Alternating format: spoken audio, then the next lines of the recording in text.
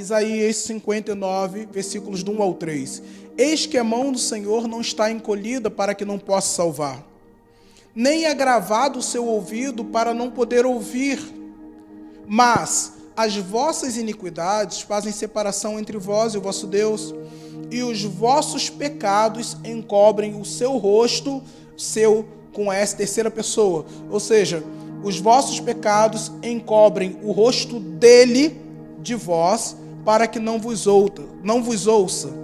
Porque as vossas mãos estão contaminadas de sangue, e os vossos dedos de iniquidade.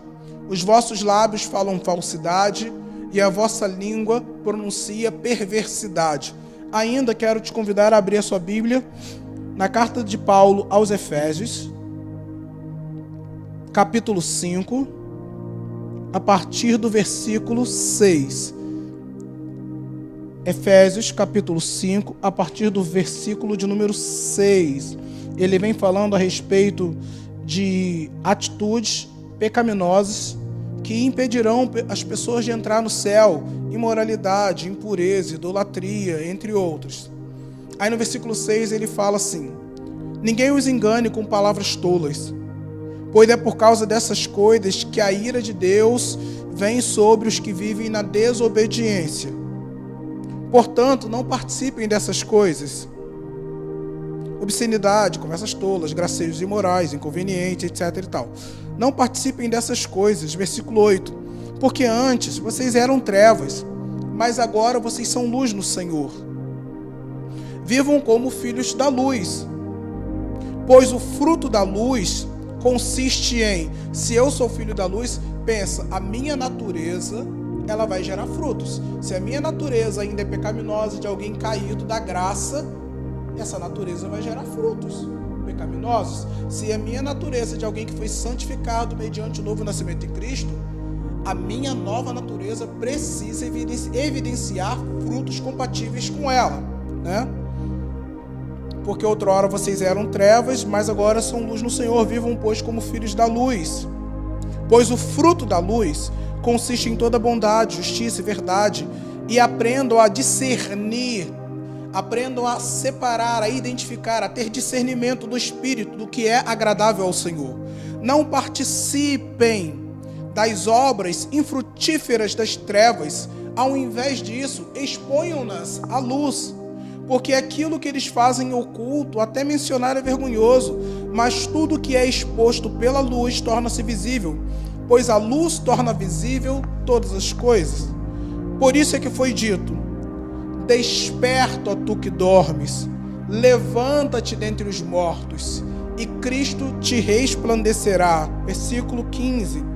Tenham cuidado com a maneira como vocês vivem, que não seja como insensatos, mas como sábios, aproveitando ao máximo cada oportunidade, porque os dias são maus. Fala com a gente, Pai, nessa noite, em nome de Jesus. Eu te peço que o teu Espírito venha trazer sobre as nossas vidas discernimento, para que possamos, uma vez identificando o que é agradável do Senhor, adequar a nossa vida a esse padrão, Pai. Que o teu Espírito venha governar a nossa vida, que o nosso espírito seja governado pelo teu Espírito, para que a nossa alma seja saturada daquilo que vem do céu. Eu creio, Pai, que nesses dias tão maus, conforme o apóstolo falou na Epístola aos Efésios, nós não deveríamos desperdiçar nenhuma oportunidade de andar com o Senhor, de ser governado pelo Senhor e de produzir frutos de justiça. Fala com a gente nessa noite, Pai, pois o nosso coração tem fome e sede de Ti. Fome e sede de Ti. Em nome de Jesus, amém. Glória a Deus. Desperta, tu que dormes, levanta-te dentre os mortos, e Cristo te resplandecerá. Já no texto que nós lemos, Isaías fala que os nossos pecados fazem separação entre nós e o nosso Deus. Em Efésios fala: levanta-te dentre os mortos, desperta, tu que dormes. Eu te pergunto, esse texto foi escrito para mortos ou para vivos? Ele foi escrito para aqueles que estavam vivos na carne, mas mortos espiritualmente. A gente precisa entender o que é morte espiritual. Morte espiritual não é a inexistência do espírito humano, mas é a perda do direito de ter acesso à presença de Deus, que é santa. Lá no Éden, quando Deus criou Adão e criou Eva, ele deu a ordem deles não tocarem na árvore da ciência do bem e do mal. Caso eles fizessem isso, eles morreriam. Deus estava se referindo a uma morte espiritual. Eles perderiam a capacidade de se conectar com Deus Santo e Espírito, porque a partir desse momento que eles pecassem, eles estariam desprovidos da santidade necessária para se relacionar com Deus Santo. Eles foram desconectados, eles foram desprovidos da glória, eles foram privados, destituídos da glória de Deus. E a partir de então, todos nós nascemos debaixo dessa herança de uma natureza pecaminosa. É por isso que em Romanos fala que todos pecaram e destituídos foram da glória de Deus. Pecado não é inicialmente atitude, pecado é natureza. A minha natureza pecaminosa que já nasce comigo me leva a dar vazão a ela e ter uma vida de atitudes pecaminosas. Natureza gera atos. E o que seria, nos dias de hoje, os reflexos ou os sintomas de alguém que está espiritualmente morto? A quem se aplicaria o desperta, ó tu que dormes, levanta-te dentre os mortos, desperta, acorda? Quando você... Em que circunstância que você usa essa expressão com alguém? Acorda, meu filho, desperta. Qual é a circunstância que você usa isso? Por exemplo, vou usar um exemplo talvez muito corriqueiro. Um dia de faxina em casa, aquele sábado, que eu não sei por que cargas d'água, mas é o dia preferido da maioria das esposas de fazer aquele faxinão que bota a cadeira em cima da mesa e tira tudo do lugar e arrasta para lá e arrasta para cá. E tá todo mundo fazendo alguma coisa dentro de casa. Um está varrendo, outro está lavando louça, outro está fazendo comida, outro está cuidando do quintal. E no meio daquela movimentação individual em prol de um bem-estar coletivo, tem um lá, sentado, no videogame, no celular, como se nada tivesse acontecendo, alienado plenamente em relação a toda a dinâmica que está acontecendo ao seu redor. Está todo mundo trabalhando para até o horário do almoço, o ambiente está maravilhoso para todos, mas tem alguém que está no ambiente, tem alguém que faz parte daquele ambiente, mas está à margem de tudo que está acontecendo, está alienado, está desconectado. E aí de repente vem a mãe ou vem o pai e fala assim: desperta, meu filho, acorda, vamos lá, está todo mundo fazendo uma coisa, se liga para a vida. A igreja, irmãos, está assim, lotada de pessoas que estão no ambiente, fazem parte do ambiente, mas estão alienados em relação a tudo que acontece ali. Estão dormindo, estão mortos, estão anestesiados, estão distraídos com as coisas desse mundo. E eu quero dizer para você nessa noite: desperta, ó tu que dormes, acorda para a vida de Deus, meu irmão, acorda, Jesus Cristo está voltando. A parábola das virgens prudentes e das virgens loucas está escrita já há quanto tempo? Acorda, meu irmão, em nome de Jesus. Se Jesus voltasse hoje, se o arrebatamento fosse hoje, como o Senhor te encontraria?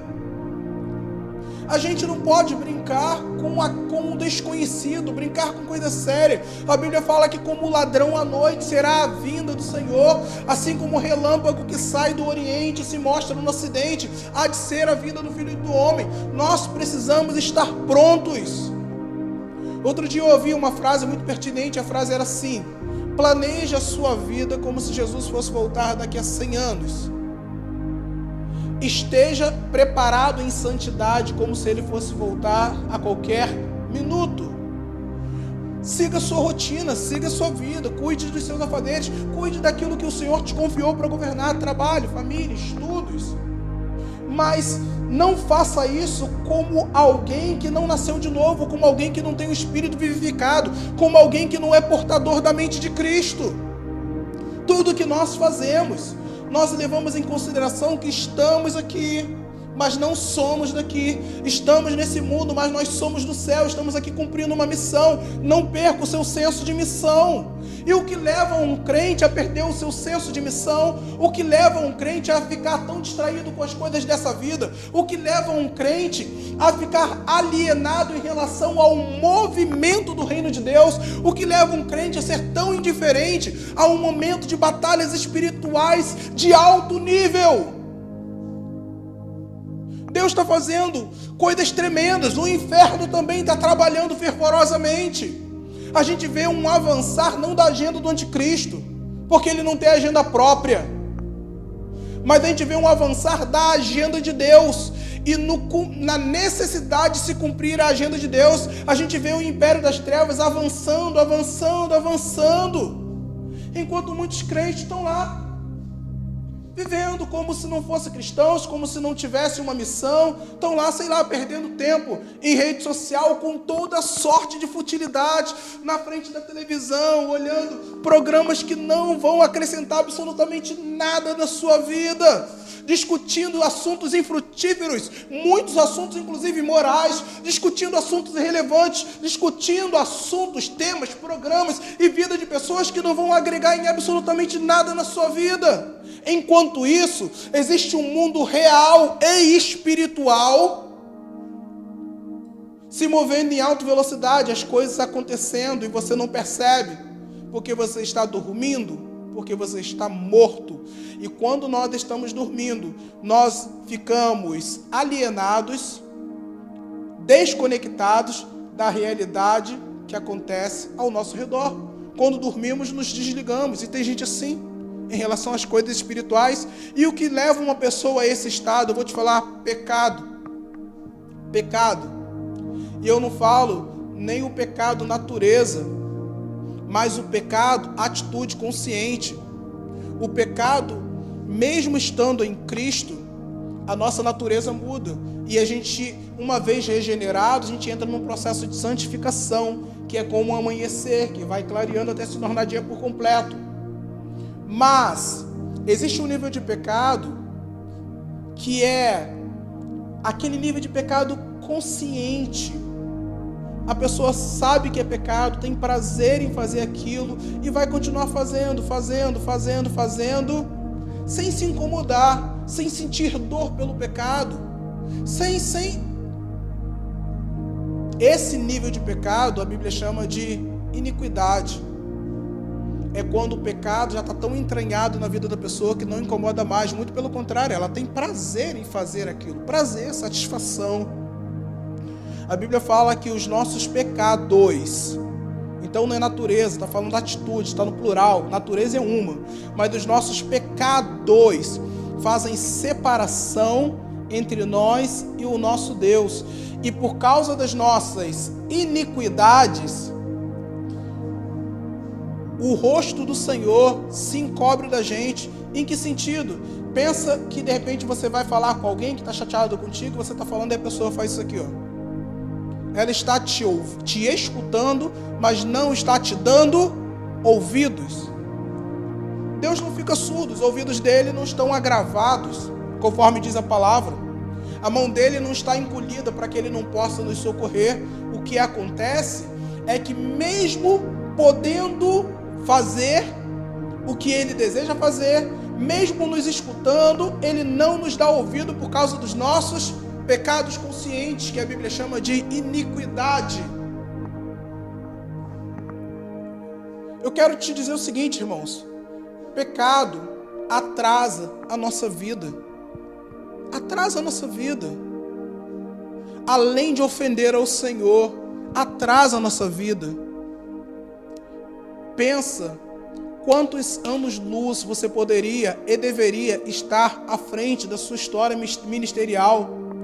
E de repente você já viu tantas pessoas que começaram depois de você e já foram tão além de você, e você olha e fala: caramba, minha vida parece que não vai para frente, minha vida parece que não avança, parece que as coisas não acontecem. Eu oro e nada acontece. E você não entende, é porque existem pecados de estimação, existem comportamentos reprovados pelo Senhor, e você sabe, você tem consciência disso, e mesmo em sua consciência você não faz nada. Desperta, ó tu que dormes, levanta-te dentre os mortos e Cristo te resplandecerá. O desejo do coração de Deus é que a nossa luz brilhe diante dos homens, como na ilustração da lamparina que é colocada em cima em um lugar alto, para que a sua luz brilhe, para que todos vejam a glória. O Senhor deseja te projetar como luz nesse mundo de densas trevas. Mas Ele não vai fazer isso enquanto houver pecados conscientes, não confessados, não arrependidos e não abandonados. Tem um livro que nós estamos estudando no curso da Universidade da Família, que ele fala que a igreja moderna, ela passou a chamar pecados de problemas. Por quê? Se a pessoa tem um problema se resolve com compreensão. A pessoa precisa de ajuda, ela precisa de compreensão, ela precisa de paciência.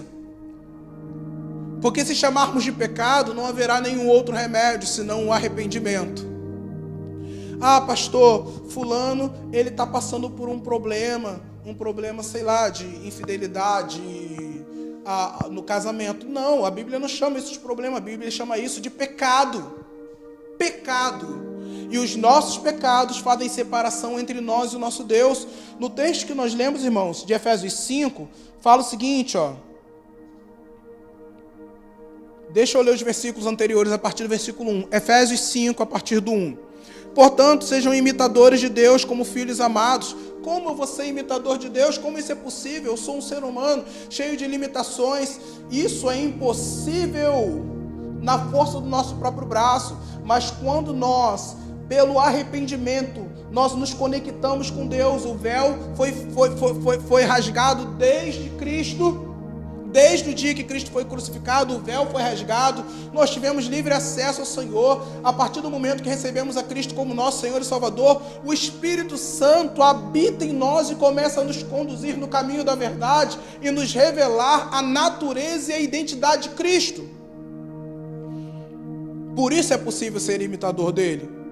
Sejam imitadores de Deus como filhos amados e vivam em amor. Lembram que esse amor não é amor-sentimento. Eu chamo isso de amorzinho, que é a banalização do verdadeiro amor.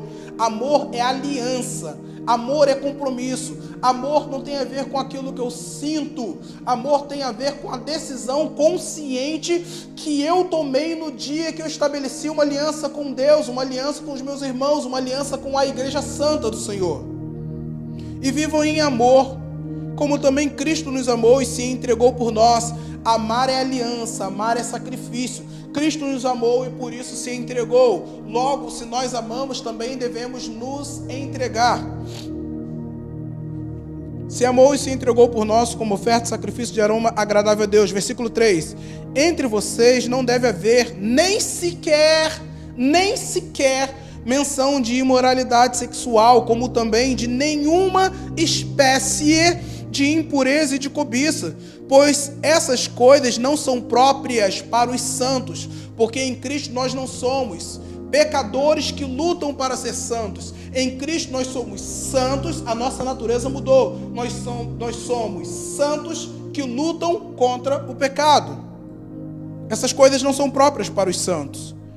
Não haja obscenidade, nem conversas tolas, nem gracejos imorais, que são inconvenientes, mas ao invés disso, ações de graças, porque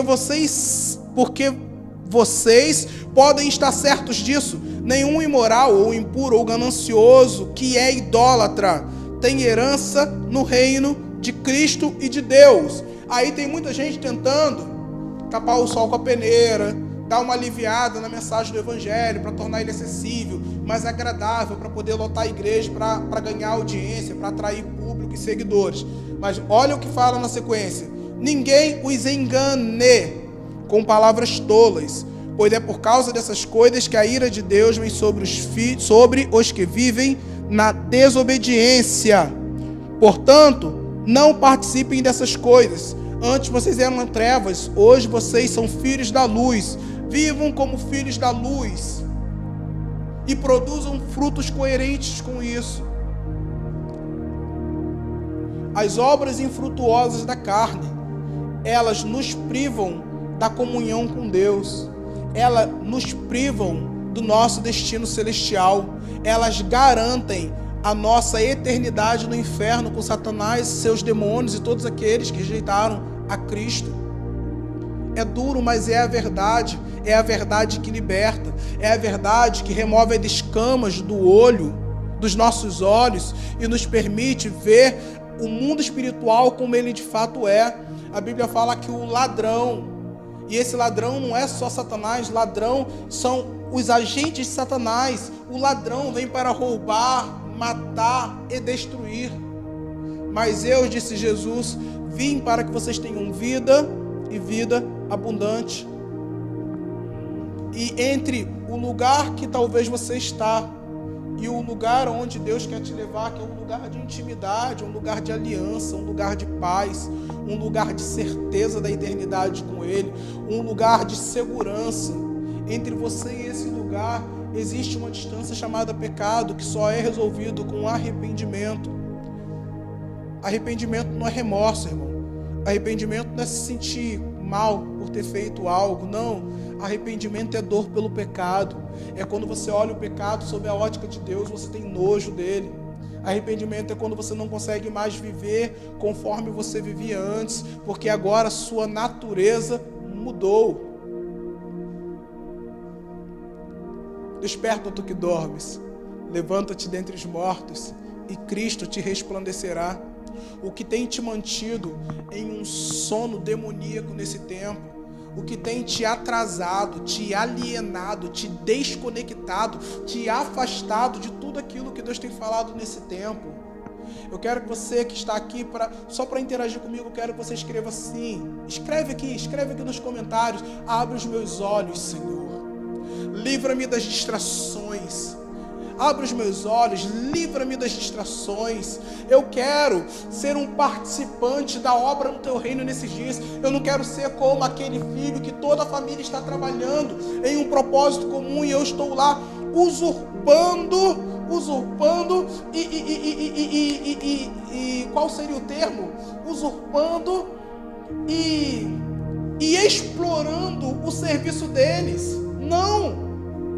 Talvez você vai passar uma vida inteira dentro da igreja, sendo beneficiado de todas as maneiras possíveis, pelo sacrifício e esforço de alguns. Talvez você vai passar uma vida inteira na igreja, usando dos bens e dos recursos e do patrimônio que foi comprado ao preço do sacrifício de fidelidade de alguns. Talvez você vai passar uma vida inteira na igreja sendo abençoado pela palavra, pela unção de um pastor que está sendo sustentado por outros e não você. Talvez você passe uma vida inteira na igreja sendo beneficiado de um ambiente que a cada dia chega mais e mais pessoas que foram evangelizados pelos outros e não por você. Talvez você vai passar a vida inteira em uma igreja participando do status de fazer parte de uma igreja que tem um bom nome, que foi construído pelos outros e não por você. Você talvez passará uma vida inteira na igreja sendo beneficiado pelos sacrifícios dos outros, mas entenda, haverá um dia que os fiéis entrarão no céu e os infiéis irão para o inferno. Por isso, querido, é importante, é necessário que você entenda que aqueles que nasceram de novo, eles se conectam.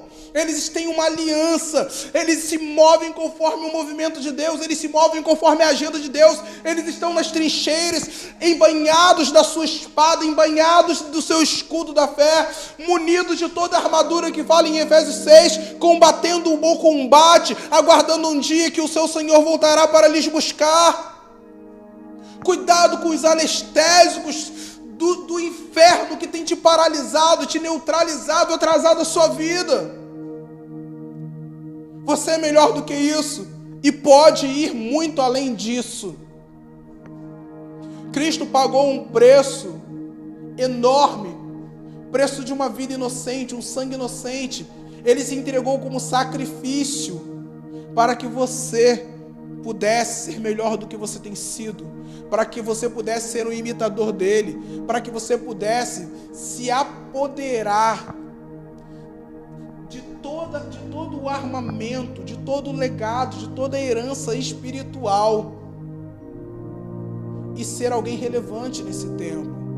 Ele pagou um preço alto na cruz do Calvário, não para que você fosse um visitante na presença de Deus, não, mas para que você fosse um filho e assumisse o seu lugar na mesa e na casa do Pai. É tempo de você se posicionar e se assumir. Acorda, desperta, levanta, desperta, levanta, desperta, ó tu que dormes, levanta-te dentre os mortos. É como se o Espírito Santo estivesse falando para você, igual aquele pai: vambora, meu filho, acorda para a vida. Acorda para a vida, existe uma batalha espiritual acontecendo e você está aí, vambora, vamos, irmão, vamos para cima, levanta-te. Eu repreendo esse sono maldito na sua vida em nome de Jesus Cristo, em nome de Jesus Cristo. Que você seja liberto dessa hipnose de Satanás, que te faz olhar, mas não ver, escutar, mas não ouvir, ser tocado, mas não sentir. Que o Senhor te livre dessa lepra que gera insensibilidade. As coisas estão acontecendo, os necessitados estão clamando e você está ali, como se nada tivesse acontecendo, vivendo um mundo fantasioso, encantado, aquém de uma realidade que, apesar de ser incrível, porque o mundo espiritual ele é incrível, mas também de enorme responsabilidade para aqueles que têm uma aliança com Deus e já entregaram os seus corpos como sacrifício vivo, santo e agradável. Amém, querido? Entenda essa palavra como uma palavra de amor, entenda essa palavra como uma palavra de cuidado, entenda essa palavra como uma palavra de alguém que quer te ver indo para o céu. Eu quero ver você frutificando, eu quero ver você produzindo o fruto do Espírito e evidenciando. Eu quero ver o Senhor te levantar como uma testemunha relevante nesse tempo. Eu quero ver você na internet, ao invés de ter aquele monte de conteúdo que é completamente irrelevante, gerando conteúdo que abençoa, que liberta, que dá destino, que dá direção para as pessoas. Mas você não pode dar porque você não tem. Então essa obra precisa começar contigo. Eu profetizo o novo de Deus sobre a tua vida. Eu tenho falado que 2021 vai ser o ano mais relevante da sua história. Creia nisso, se apegue a essa palavra. E se você crê nessa palavra, se levante e comece a se mover na direção dela, em nome de Jesus. Vamos orar? Poderoso Deus, eterno Pai, Deus de graça, Deus de misericórdia, Deus que é amor, mas também o fogo que consome tudo aquilo que não é eterno, tudo aquilo que é palha, tudo aquilo que é injusto, mas enobrece aquilo que é ouro, aquilo que é eterno, aquilo que é de valor celestial. Eu te peço, Pai, que nesses dias a verdade revelada em Cristo, em sua própria natureza, venha nos libertar deste mundo, desse sistema, venha nos libertar de uma mentalidade caída, religiosa, mundana e carnal. Que os nossos olhos, ao serem abertos, a gente venha se reposicionar em relação ao que é santo. Eu abençoo os meus irmãos, Pai. Eu te peço sobre o fraco a força do Senhor, porque não é na força do nosso próprio braço. Nós nos arrependemos, nós abandonamos o nosso pecado e é o Teu Espírito quem nos robustece e nos dá forças para nos reerguer como novas criaturas em Cristo, diante de um mundo caído. Eu profetizo que você será conhecido como um luzeiro de Deus em um mundo de densas trevas. Em nome de Jesus, amém. Antes de você sair, aproveite, se inscreva em nosso canal e marque as notificações para você ficar por dentro de todo o nosso conteúdo. Assim você nos ajuda a abençoar outras pessoas com a mesma palavra, com o mesmo conteúdo que tem te abençoado. Aproveite também e se inscreva em todas as nossas redes sociais. Quer nos achar? Vida Plena Rio. Vida Plena Rio, site, Instagram, Facebook, canal no YouTube, Vida Plena Rio. E fique conosco. Deus te abençoe e até a próxima.